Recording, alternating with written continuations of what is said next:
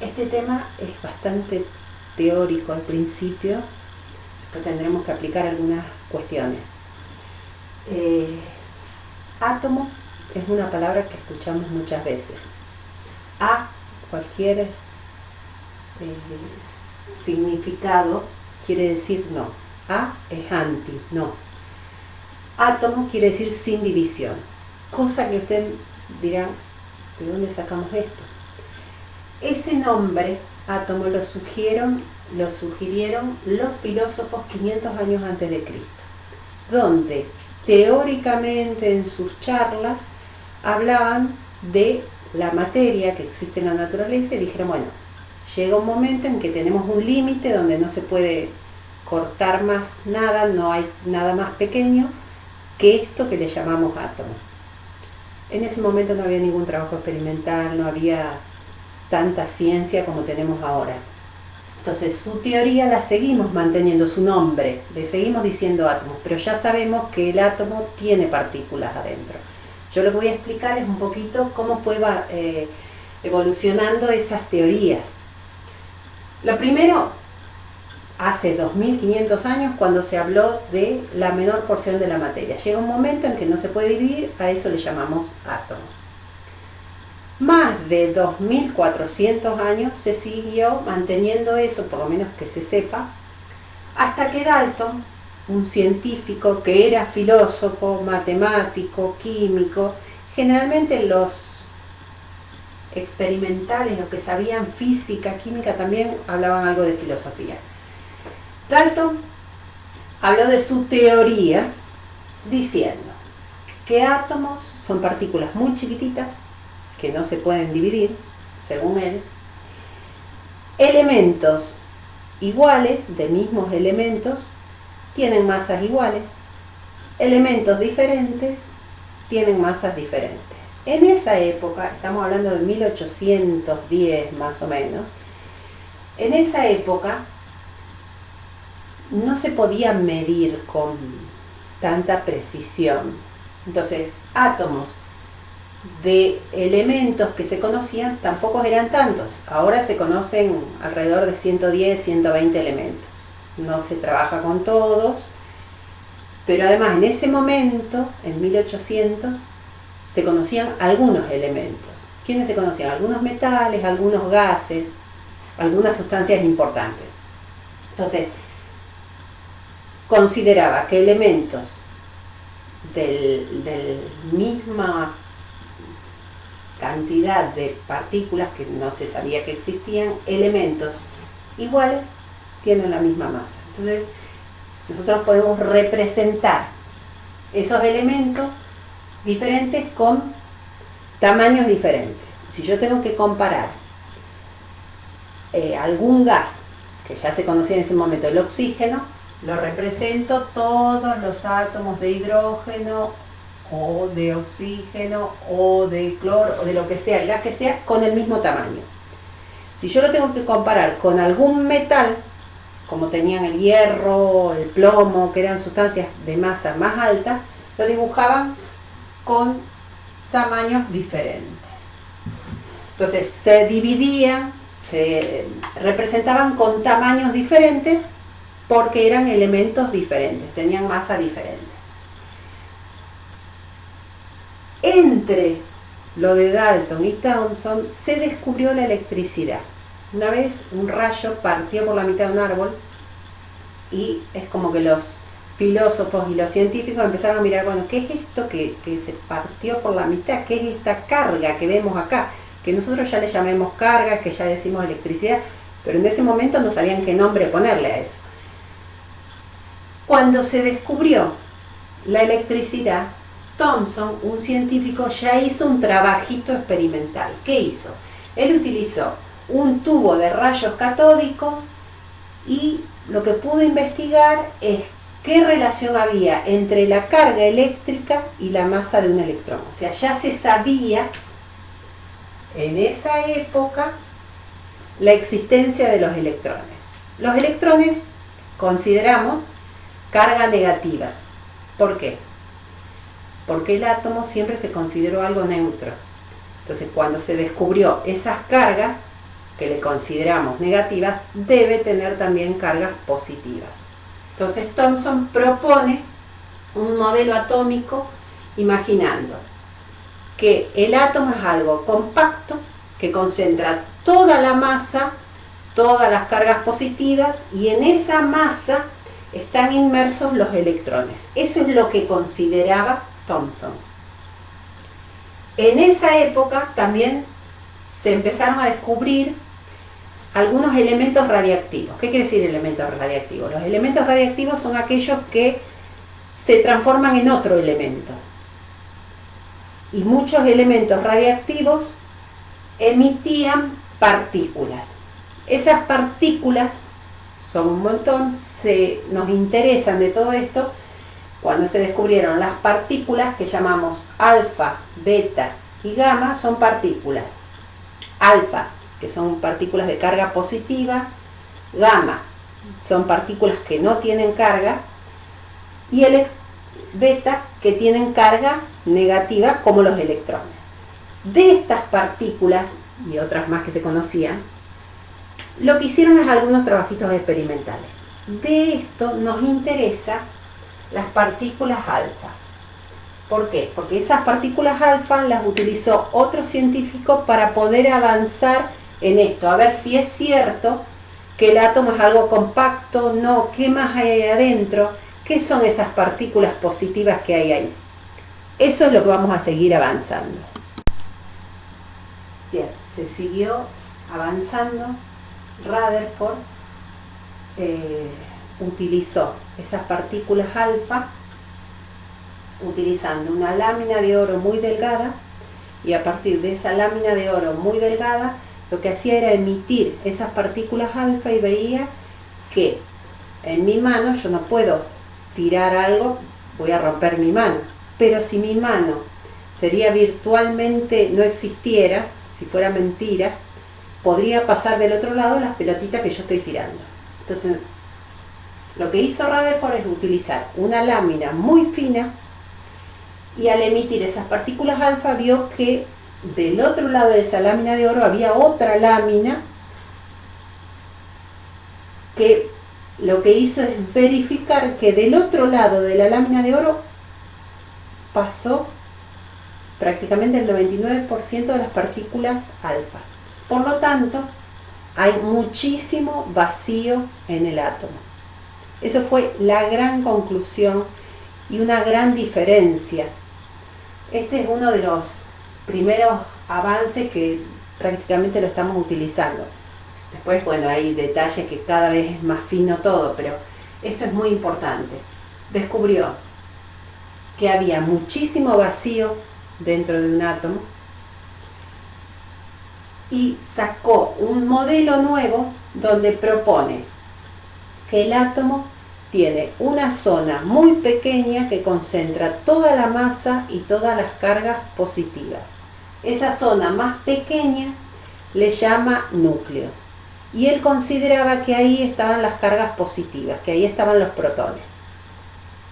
Y alrededor están los electrones, que van rotando. ¿Por qué? Porque entre los protones y los electrones hay cargas opuestas, hay atracción. Para que no caiga al núcleo, va rotando muy rápido.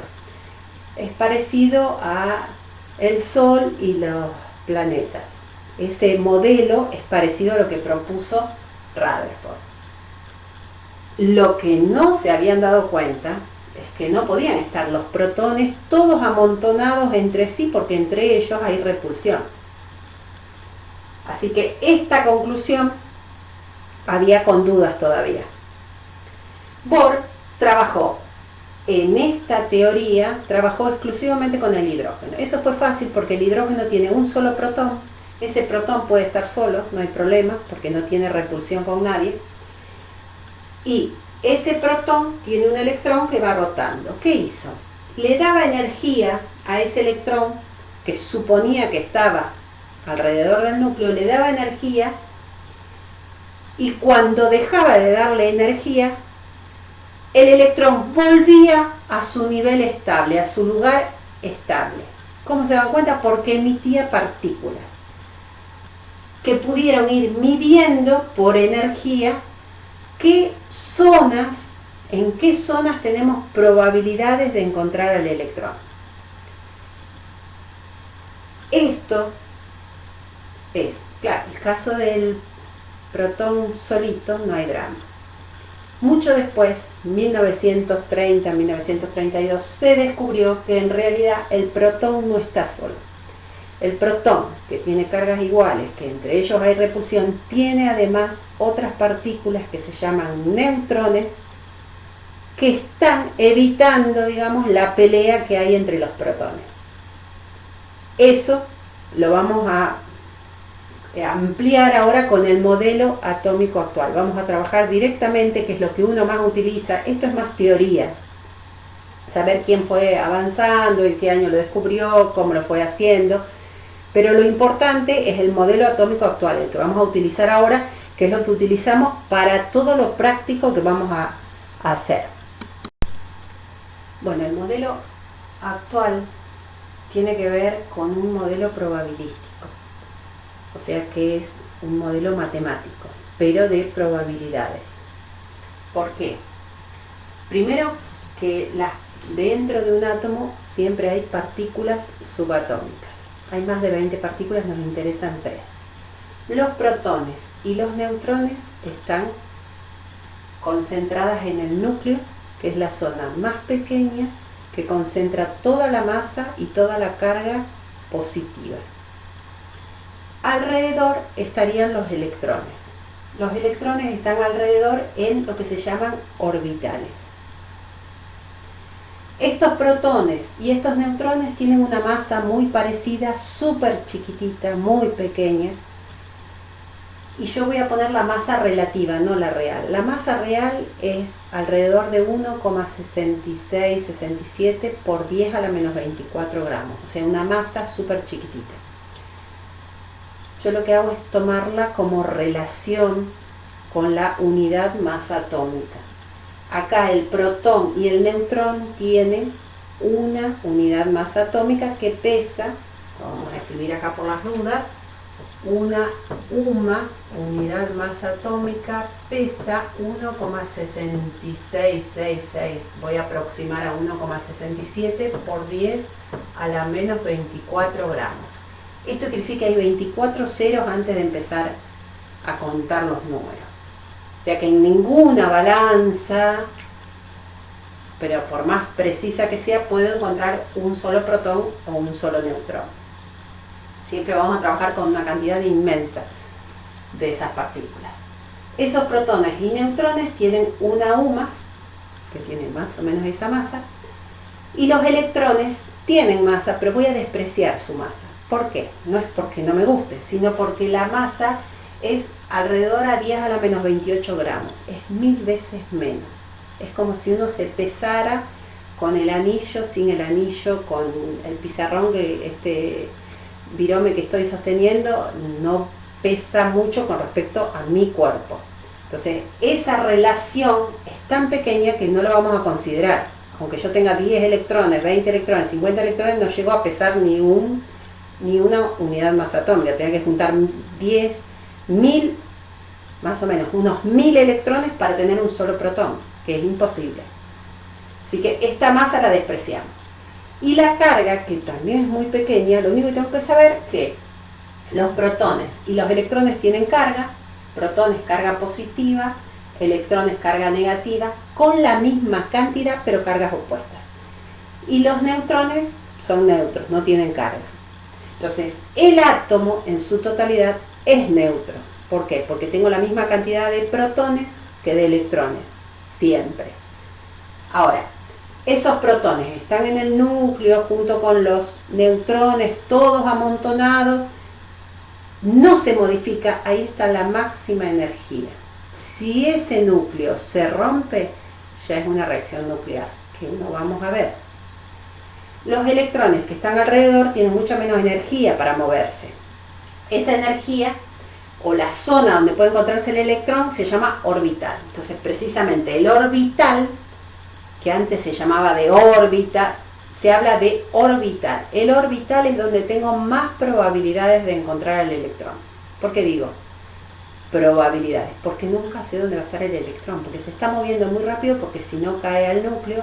Y si yo quisiera verlo, tendría que ponerle luz. La luz tiene fotones, los fotones tienen el mismo tamaño que los electrones, así que yo de alguna manera alteraría el movimiento del electrón. Así que nunca podemos saber exactamente dónde se encuentra el electrón en un momento dado.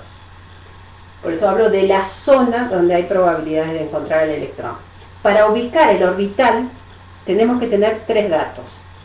El nivel donde se encuentra. Ahí aparecen lo que se llaman números cuánticos. Los números cuánticos son números. Esos números me van a ir indicando en qué nivel estoy. Nivel 1, nivel 2, nivel 3. Eso después aparece en la tabla periódica y uno se va basando un poco en eso. Los subniveles, o sea, dentro de los niveles hay subniveles. El subnivel tiene otro número cuántico que son los valores 0, 1, 2, 3, que lo indicamos con letras para no confundir. Los subniveles que conocemos hasta ahora son subnivel S, subnivel P, subnivel D y subnivel F. El nivel y el subnivel tienen valor de energía. Cuando tengo más nivel hay más energía. Cuando tengo subnivel S, P, D y F, también la energía va creciendo. Por eso, por su energía, en el subnivel S entra un solo orbital. Hay una zona donde puede encontrarse el orbital. P, el subnivel P, tiene más energía, entonces tiene tres orbitales donde puede encontrarse el electrón. Tienen formas, un solo orbital ocupa todo. Ya cuando tengo tres orbitales, forma de 8 tienen. En el espacio, como son tres orbitales, no pueden ocupar todo. Entonces van ocupando menos espacio cada uno. Subnivel D, que tiene más energía, tiene hasta 5 orbitales. Y el subnivel F, que tiene más energía todavía, tiene 7 orbitales. No hago el dibujito porque no tiene sentido. Es muy raro que se trabaje con el subnivel D o el F. Estos dos sí son datos muy importantes, porque vamos a trabajar más que nada con el subnivel S y T. Y tienen esa forma. Cuando va creciendo el nivel, va a ser más grande el orbital, pero el orbital del subnivel S tiene esa forma esférica. Esos tres valores, que son números, que después lo reemplazamos por letras, pero esos valores, que es el orbital, es la zona donde tengo más probabilidades de encontrar el electrón. Ahora, ¿cuántos electrones pueden entrar en un orbital? Bueno, pueden entrar hasta 2 electrones en un orbital. ¿Por qué? Porque aparece otro número cuántico, que es el spin. ¿Qué es el spin? Esto sería una representación de un electrón. El spin es la manera del electrón de rotar. El electrón puede rotar hacia la derecha o hacia la izquierda. Derecha e izquierda es relativo. Para mí será derecha, para el otro será izquierda, no importa. Pero pueden encontrarse hasta 2 electrones en cada orbital, pero que tienen spines opuestos. Por eso pueden estar apareados los electrones. Pueden estar desapareados si hay uno solo, o el orbital puede estar vacío. Depende de cuántos electrones voy a tener. Pero esto es lo que sí o sí tengo que tener bien afianzado para poder entender las configuraciones electrónicas que vamos a ver. Bueno, acá, de todo esto que vimos, hay 3 números muy importantes. Uno de los números es el número atómico Z.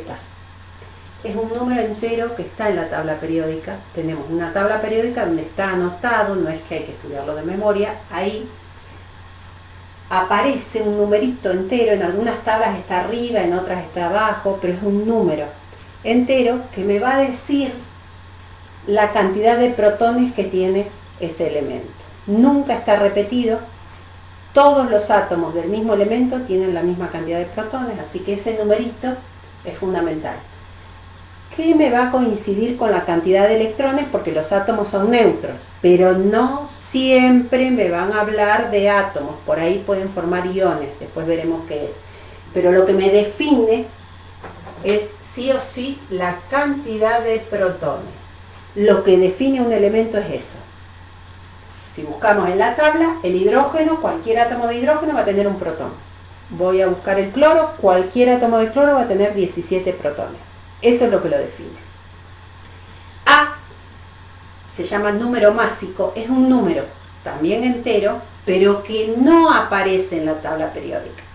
Ese número es la suma de protones más neutrones. Ese numerito no aparece en la tabla porque todos los elementos tienen lo que se llaman isótopos. ¿Qué quiere decir isótopos? Que son átomos del mismo elemento. Yo ahí puse ejemplo de 3 átomos de hidrógeno. El hidrógeno siempre va a tener un protón y seguramente un electrón, porque es un átomo. Ese protón va a estar en el núcleo. En este caso va a estar solo. Acá va a estar su protón con un neutrón. Y acá voy a tener un protón con 2 neutrones. Estos 3 átomos de hidrógeno son de hidrógeno. Ahora, de todos ellos, algunos tendrán su protón solo, otros tendrán el protón con neutrones. Entonces, como esos átomos son súper chiquititos, nosotros no voy a tener un átomo, 10 átomos, 100 átomos, 1000 átomos. Voy a tener millones y millones y millones. Algunos van a estar con masa 1, otros con masa 2, otros con masa 3. Todos los elementos tienen lo que se llaman isótopos. Iso igual topo, lugar. O sea, todos los átomos de hidrógeno en la tabla los ubico juntos. No pongo los 3 casos. Pongo nada más que el hidrógeno. Pero no aparece ni el 1, ni el 2, ni el 3. Además de poner el número atómico, aparece otro valor que es el peso atómico o masa atómica, que es el promedio de los isótopos de ese elemento. Es un numerito no entero. El caso del hidrógeno me da 1,008. Para no trabajar con números complicados, no escribimos todos los isótopos en la tabla. En la tabla está el promedio. Aparece el peso atómico. Este número másico me lo tienen que dar. Si nadie me da ningún dato, lo que hago es aproximar el peso atómico al valor más cercano a un número entero. De modo tal de que por deducción yo pueda sacar cuántos neutrones tiene, si es que tuviera. Entonces, todos los elementos tienen isótopos. Algunos tienen 3, otros 8, otros 10, otros 12 isótopos. Entonces no puedo hacer la tabla súper extensa para ver todo esto. Es como si yo tuviera que mirar naranjas. Las naranjas tienen semillas adentro.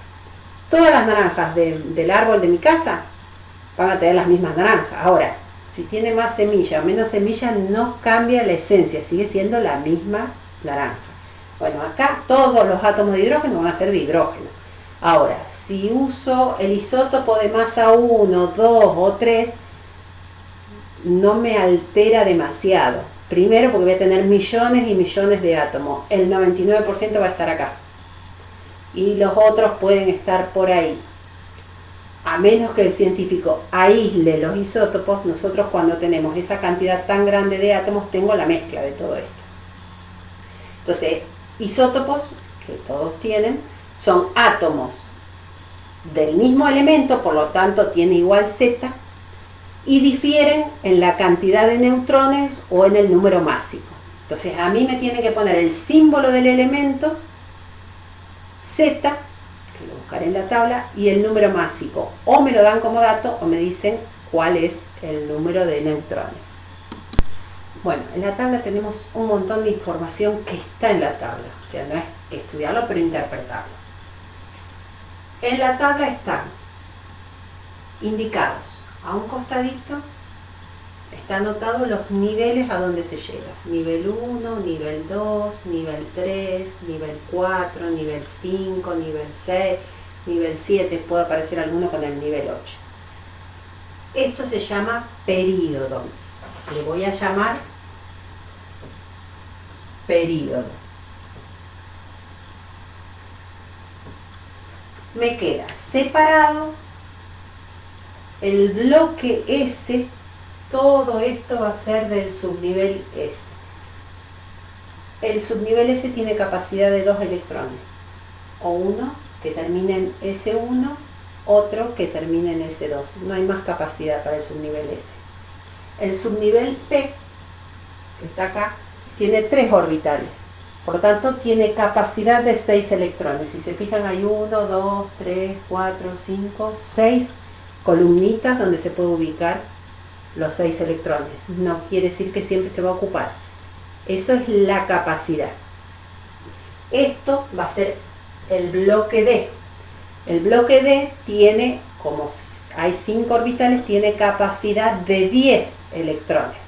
Vamos a ver si lo ocupamos.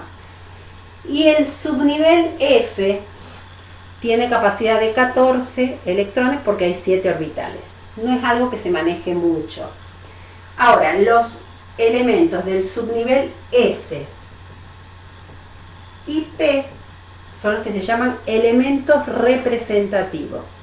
Tienen el último nivel incompleto, excepto los gases raros inertes, que ya ellos cuando terminan están completos, no se van a unir con nadie. Pero son los elementos que vamos a usar más que nada para los enlaces. El D son los que se llaman elementos de transición. En algunas tablas incluso te dice de transición.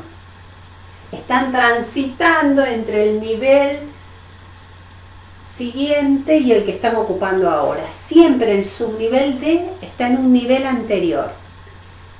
Sí o sí. Este subnivel D tiene más energía que el S del nivel anterior.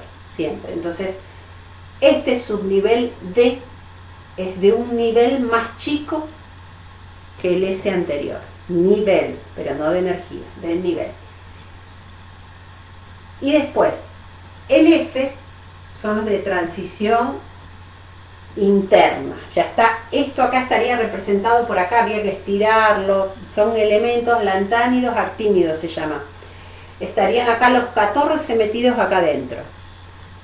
O sea que estos estarían ubicados por acá, en el nivel 6 y nivel 7.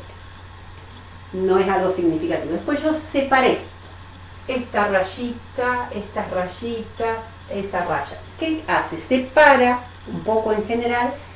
Estos son los no metales.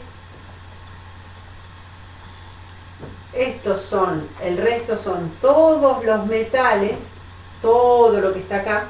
Y acá están los gases raros o inertes. Ahora, estos elementos que están cerca de la escalerita, por ahí algunos se llaman anfóteros o metaloides. Pueden a veces actuar como metales, a veces como no metales, a veces depende de la carga, a veces depende de con quién se unen.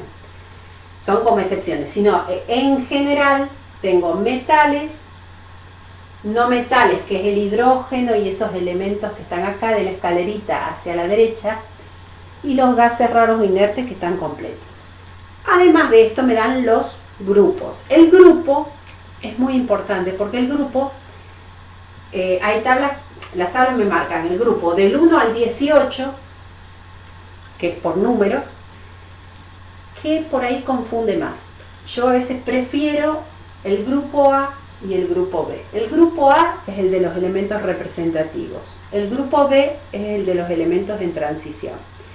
El grupo A es importante porque me va a decir cuántos electrones de valencia tiene.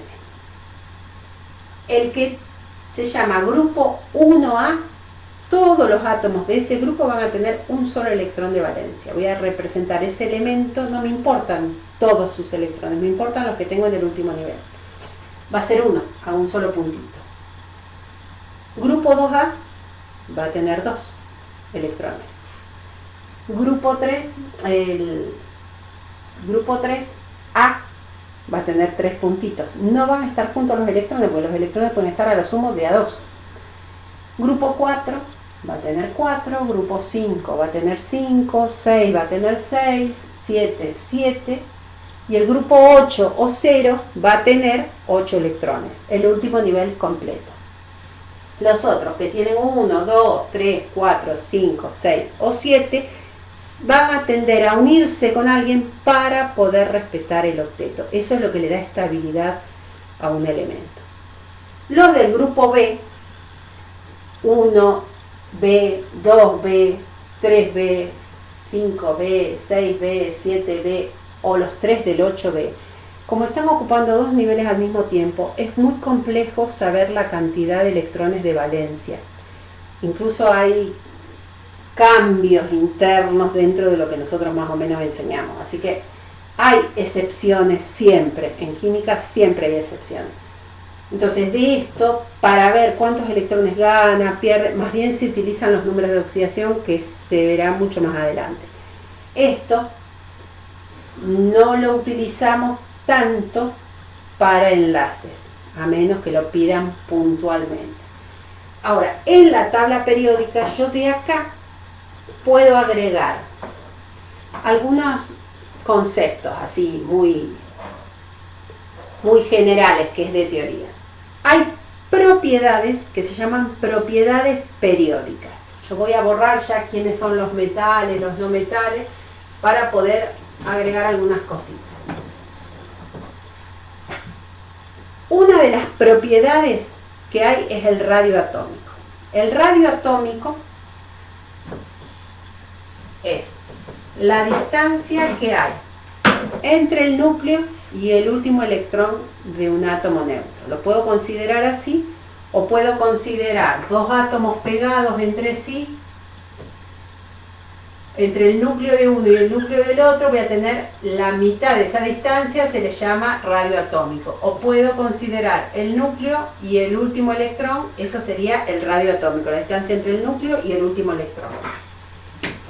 Eso del radio atómico va a depender, primero va a depender del nivel. Si el nivel es mayor, el radio atómico va a crecer, porque estoy cada vez más lejos del núcleo. Ahora, si estoy en el mismo nivel, los protones van a ser cada vez más en el núcleo, porque va a ir aumentando Z.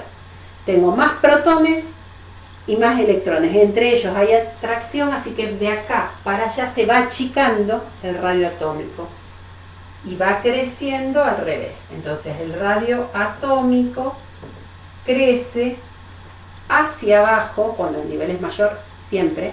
Si estoy en el mismo nivel, va a ir creciendo de derecha a izquierda. ¿Qué otro carácter crece de la misma manera? El carácter metálico, porque los metales están de este lado. Entonces, el radio atómico crece, carácter metálico también.